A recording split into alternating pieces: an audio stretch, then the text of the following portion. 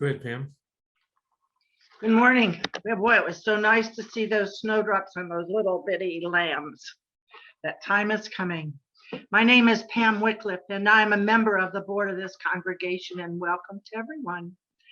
The Unitarian Universalist Fellowship of Elkhart is a welcoming community, encouraging religious freedom, nourishing individual spiritual and ethical growth, and celebrating diversity and promoting a just and sustainable world. If you'd like to learn more about us, please look at our website, uufe.org. And stay afterwards. This is something additional, I'm just adding it, to the chat afterwards for our virtual coffee hour. That said, welcome.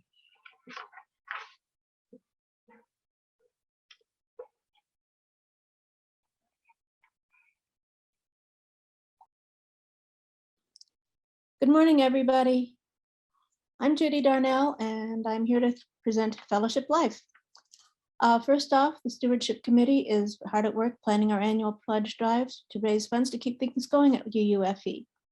So committee chairs, please get your budget requests to Ken Claiborne by February 7th so that they can set the budget and the pledge drive goals. Next, small groups meetings are commencing on Zoom with 2 meetings this afternoon, 2 on Monday and another on Wednesday.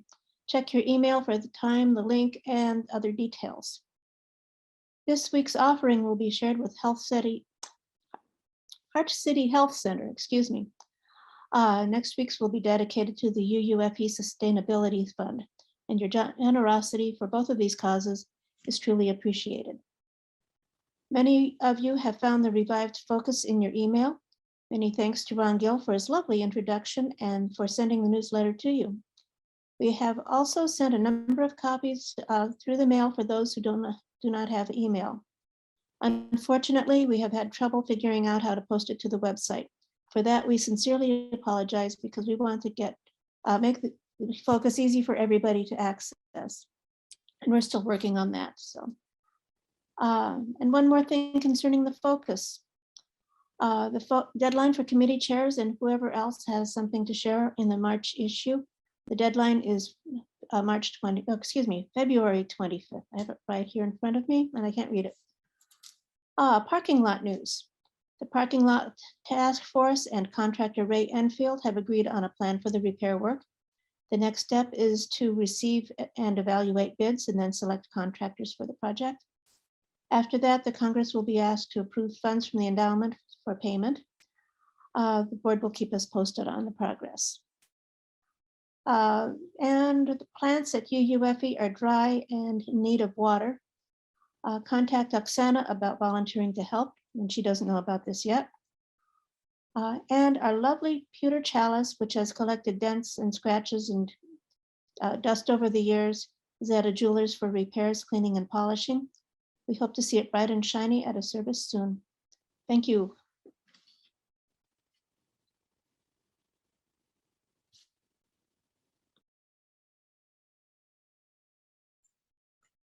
Good morning, everybody, and welcome. And I don't know, Judy, you might not know this, but I did look at the focus on the website this morning, so it's up there now. Great, looks great. I can't wait to sit down and read the whole thing. It looks fantastic. I'm glad that we've got that going again. As she mentioned, we have small groups starting. We have 2 today. I think we have 1 Monday evening and 1 Wednesday. If you haven't signed up yet, I put the link into the forum, or just contact one of the board members. If you want to be a part of that, you could still get in on one of these meetings that we have scheduled, because we're going to try to do at least 2 rounds. This is round 1, and we'll be having more round 1s if you haven't signed up yet, or you want to wait until we can get together. Don't wait too long though, because we would need to make some decisions about some things. Pantry is in need of food. And what I did this morning, I went really early grocery shopping, and I just kind of put some stuff on one side of my cart, and that was going to be for the pantry. Yeah, Judy, we can schedule more times. We're kind of open on that, and that's why if you haven't jumped on one yet, click on that link or contact one of us and we will schedule something. But we have 2 this afternoon, 1 Monday night, 1 Wednesday afternoon, I believe is the ones we have scheduled right now. Along the same lines with the pantry is don't forget to, we're going to have an offertory hymn here in a little bit. Don't forget to click on the link for, you have to go to the website to do it. I could probably put it in the chat, but if you want to make a donation, like a plate donation, like we would do if we were in person. And also it's pledge season, you're going to be hearing more about that. So I would encourage anybody who's not pledging to think about it. And if you're pledging already, think about maybe bumping it up a little bit. All right, so it's great to see everybody here this morning. We're going to continue on with the service, and I hope you enjoy it.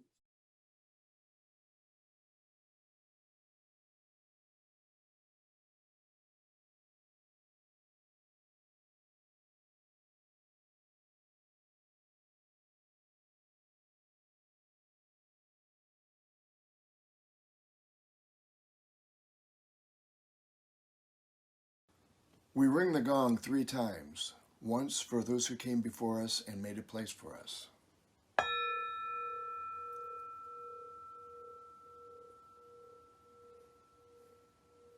Once for those who are here now.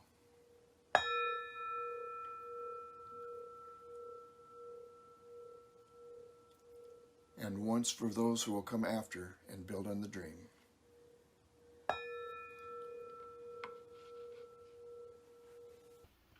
Our chalice lighting is called Winter. Let us not wish away the winter. It is a season into itself. It's not simply the way to spring. When trees rest, growing no leaves, gathering no light, they let in sky and trace themselves delicately against dawns and sunsets. The clarity and brilliance of the winter sky delight. The loom of fog softens edges. It lulls the eyes and ears of quiet, awakens by risk the unquiet. A low, dark sky can snow. Emblem of individuality, liberality, and aggregate power. Snow invites to contemplation and to sport.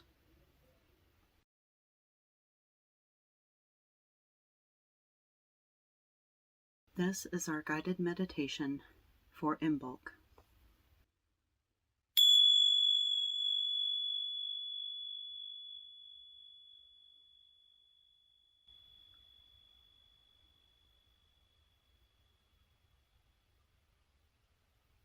Gaze into the flame of your chalice for a few moments, then close your eyes. You will still see the image of the flame against your eyelids. Now imagine it is growing brighter and brighter. And go one step further and imagine you are standing in a place filled with the warmth and red gold light of leaping flames. Imagine, in fact, that you are standing in the entrance to a large forge in a forest where a blazing fire is roaring, and in front of it stands a woman. Thick auburn hair is tied back, but a few rippling curls have escaped around her face.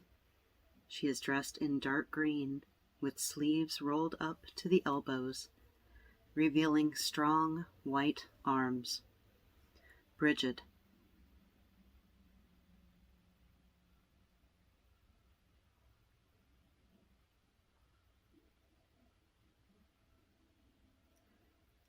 For of course it is she, stands over a large anvil where all her concentration is focused on beating a sheet of soft gleaming bronze with a great hammer. At last she looks up and smiles at you warmly.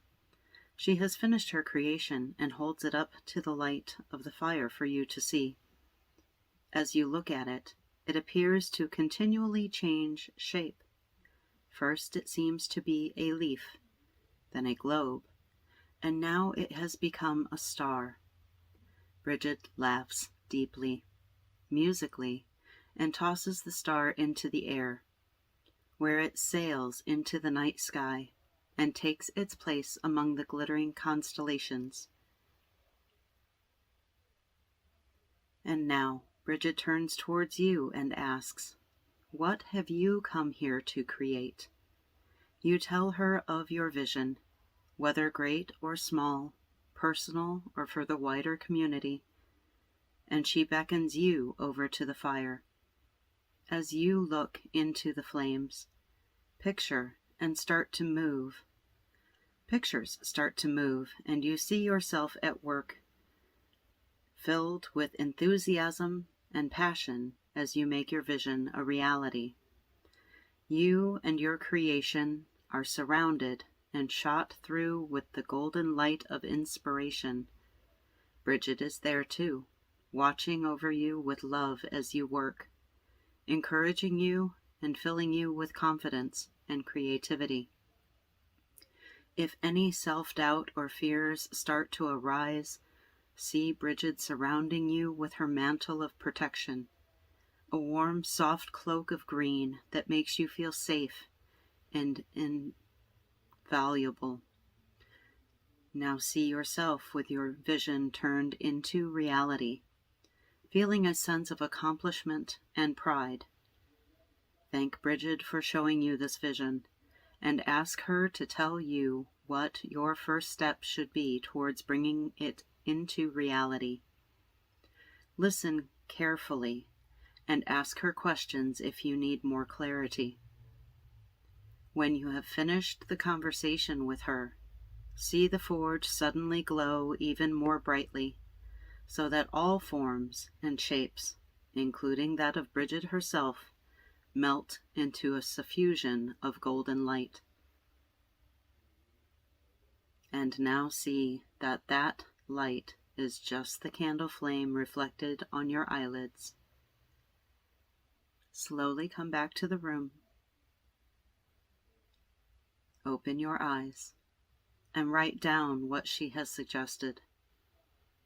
In the coming weeks, call upon Bridget to help keep your inspiration alight.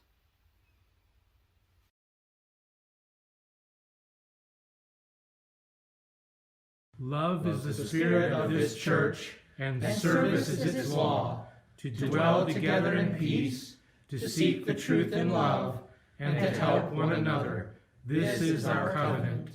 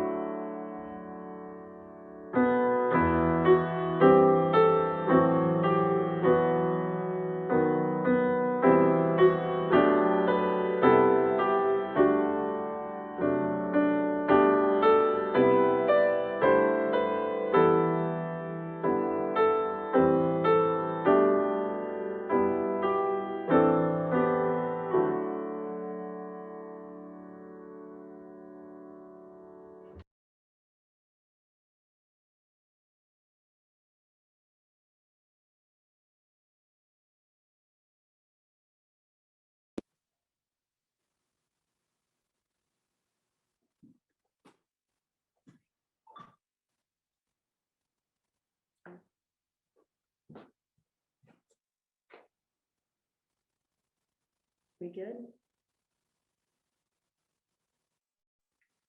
Good morning. So nice to see everybody. This is about Imbulk, which is one of the many pagan holidays that we like to celebrate. As you've noticed, the days are getting noticeably longer. The sun is slowly making its way higher in the sky. It's been about 6 weeks already since the winter solstice that marked the winter season and the longest night of the year. It's hard to believe it's been 6 weeks pretty much since Christmas already. Imbulk is a pagan holiday of Gaelic origins that marks the halfway point between winter solstice and the spring equinox. The day is celebrated with fires and typically honors the Celtic goddess Bridget. Bridget is particularly celebrated in Ireland, Irish Celtic. Christianity subverted the celebration, changed the goddess into a Christian saint. So now we have Saint Bridget. Many Irish Christians celebrate Saint Bridget's Day, with many of the pagan traditions still intact. Christianity, more specifically Catholicism, also uses this date to celebrate Candlemas, the day that Jesus was presented at the temple in Jerusalem. Candlemas also includes rituals related to the purification of the Virgin Mary. In Germanic and Norse traditions, the celebration is known as Disting, or the blessing of the plow. In farming implements would be gathered, cleaned, and blessed for the upcoming planting season. Today, most people know this day as Groundhog's Day, where a groundhog predicts the coming of spring based on whether or not it sees its shadow. A shadow, by the way, means 6 more weeks of winter. No shadow means an early spring.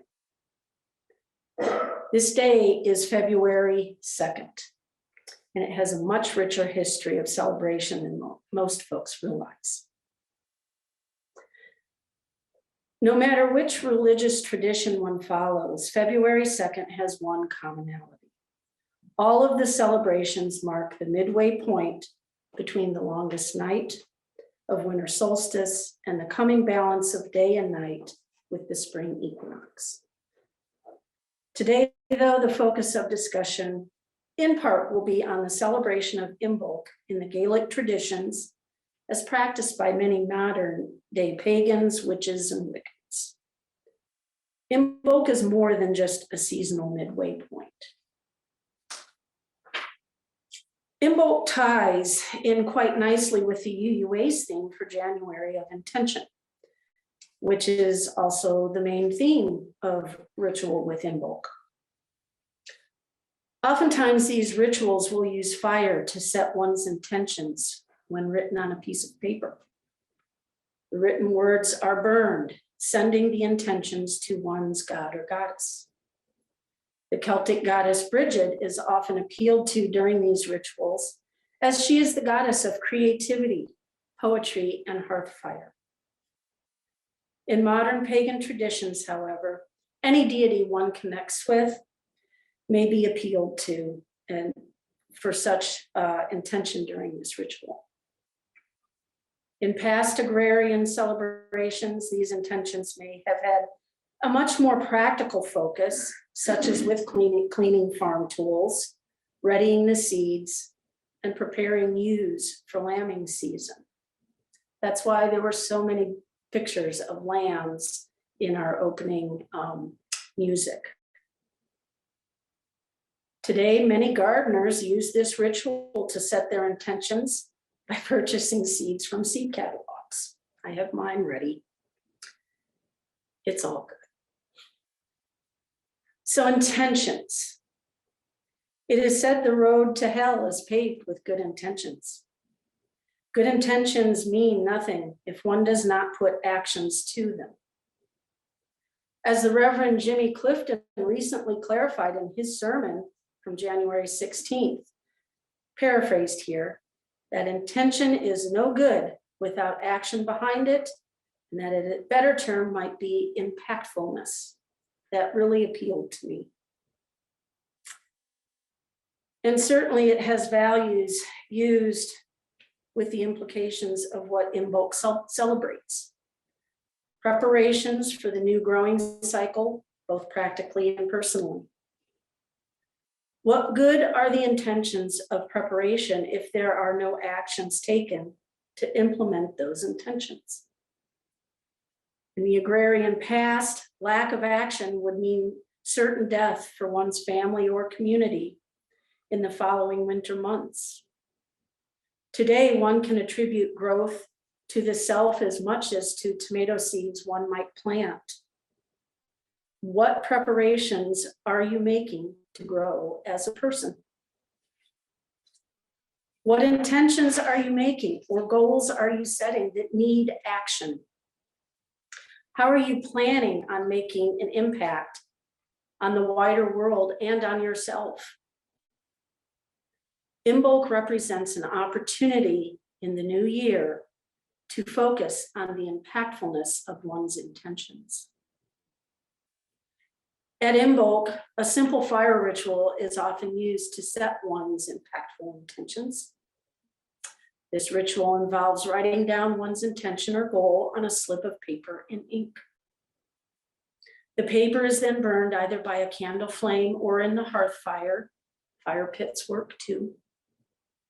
The smoke takes the intention or goal into the air, delivering the message to one's deity of understanding as a form of prayer.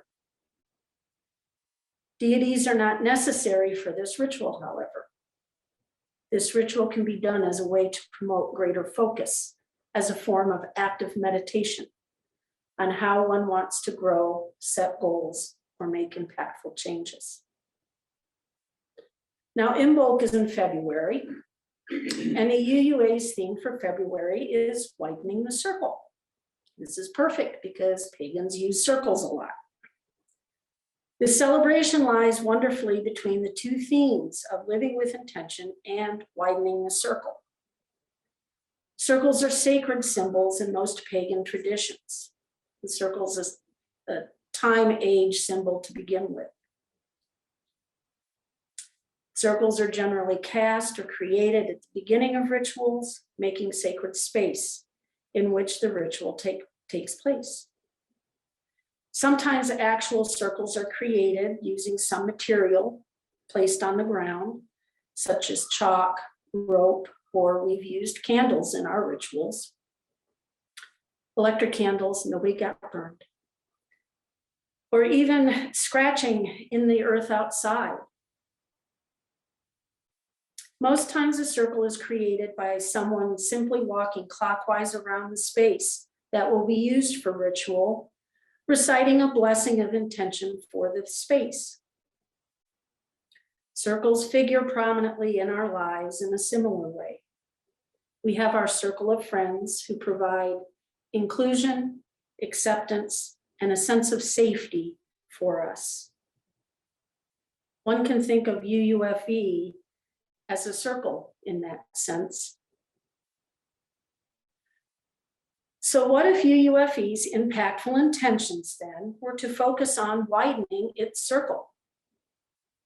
Imbulk provides a wonderful opportunity to consider this answer.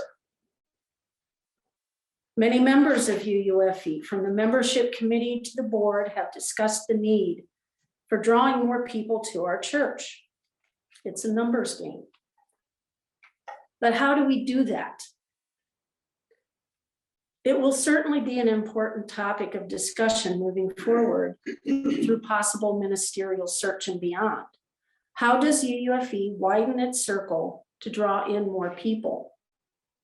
And this is at a time where churches all over are seeing decreasing numbers. Young people don't feel the need. More importantly, who does UUFE want to include in that circle? Who do we want in our circle? Figuring out the who will then allow for the how to bring folks into the circle. Circles are powerful symbols that can create a place of safety and belonging to those within. Yet circles can also be a symbol of exclusion too. So how does UUFE want to include in the widening circle? By congregational vote, we went through the official steps to become a welcoming, with a capital W, congregation, a safe place for LGBTQ individuals.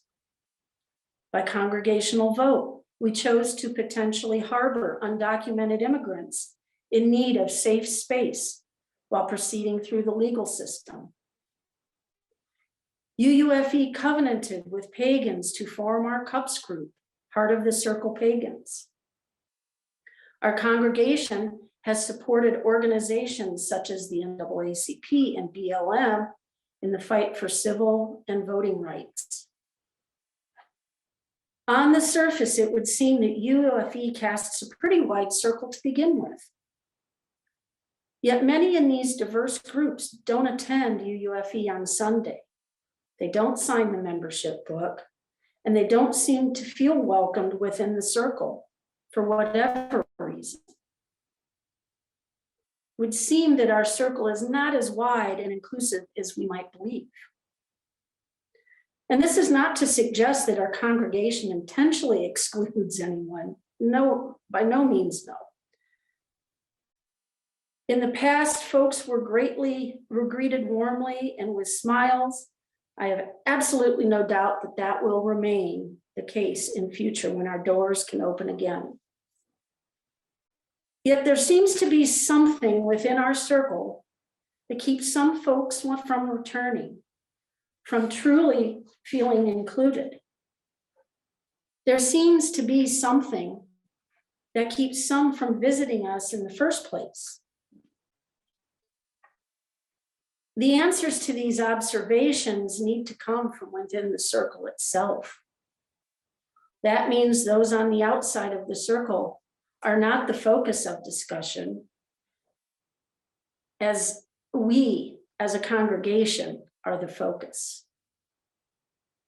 As UUFE moves forward with small group discussions and planning for the future, looking at ourselves with critical eyes and minds will be the hardest yet most important step we can do. Our impactful intentions for actually widening our circle must do this hard work of self-examination. And that is a frightening task for many of us. If we look in the mirror, what will we see as a congregation? What will we actually see?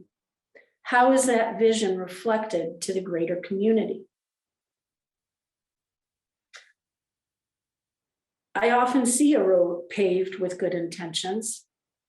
I see a group of really intelligent people who talk the talk, but don't always walk the walk of our intentions. Our congregation has not had a functioning social justice group to organize our UUFE circle to walk the walk of our talk. And by that, I mean as a congregation, not all the wonderful work that individuals do out in our community.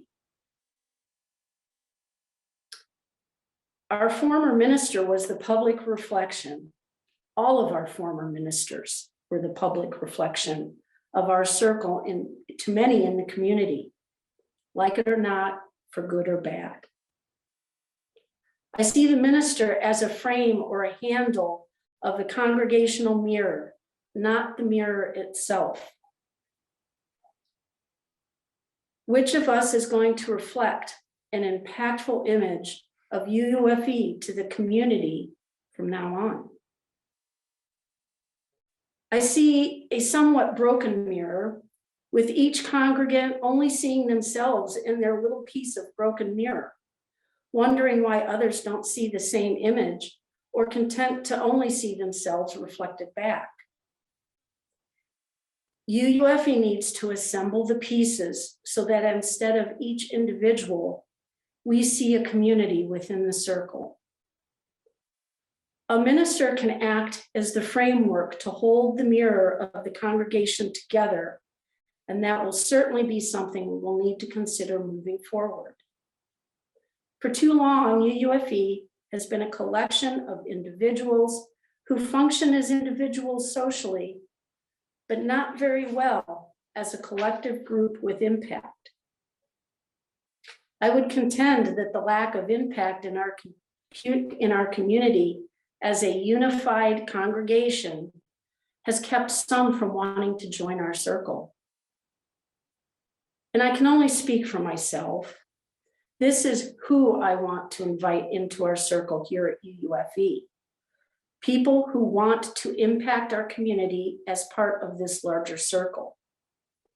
I want activists, rabble-rousers, rebels and unionizers here to help organize UUFE's intentions into actions. Not as individuals